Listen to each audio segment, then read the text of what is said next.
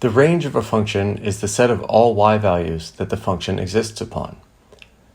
To determine it, we will graph the function on a graphing calculator to see its shape.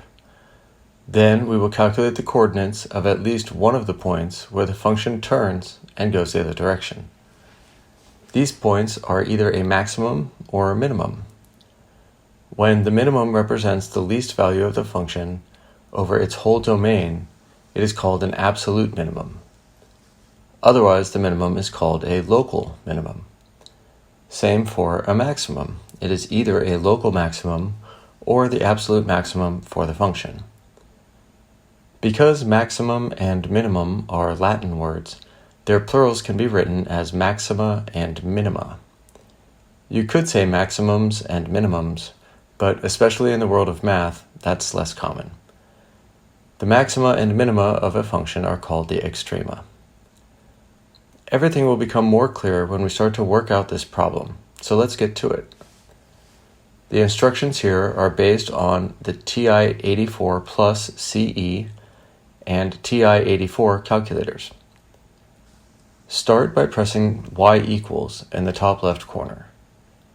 Then enter the equation for this function, negative 3x to the fourth plus 22x cubed plus 27x squared minus 198x minus 280, and press enter. You should see a screen like the one shown here. Now we need to adjust the window to be able to see the function clearly. To adjust the window, press the window key, which is right next to y equals. You will need to play around with the minimum and maximum values of x and y until you get a good view of the function. I found that the values shown here work well. Now press Graph to reveal the function shown here. As you can see, the function has 2 maxima and 1 minimum. Remember, for a polynomial, the maximum number of turns a function can make is equal to 1 less than its degree. This function has a degree of 4, so the maximum number of turns is 3, and we can see them all here in this window. The reason that's important is that we know the function will not turn at some point we cannot see and start to come up towards the x-axis. In other words, we know that the function will continue to decrease towards negative infinity forever. And that's how we know that the maximum on the right is the absolute maximum for the function.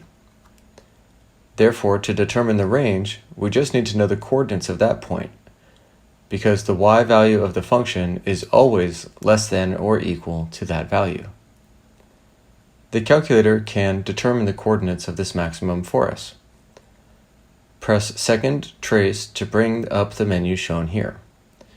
We want to calculate a maximum, so either use the down arrow to go down to 4 and press enter, or just press the number 4. Now we need to specify where the calculator should look for the maximum value. So we start by setting the left boundary. Use the arrow keys to move the cursor somewhere close to the maximum on the left side of it and press enter. Then specify the right boundary in the same way. Put the cursor on the right side of the maximum, somewhere close to the maximum, and press enter. It will then ask for a guess, and you just pressed enter. That one doesn't matter. Now you will see what is shown here. The coordinates of the maximum are shown at the bottom of the screen.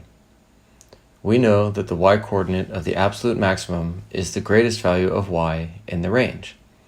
So we can write that the range of f of x is from negative infinity to 377.43989. And that's the answer.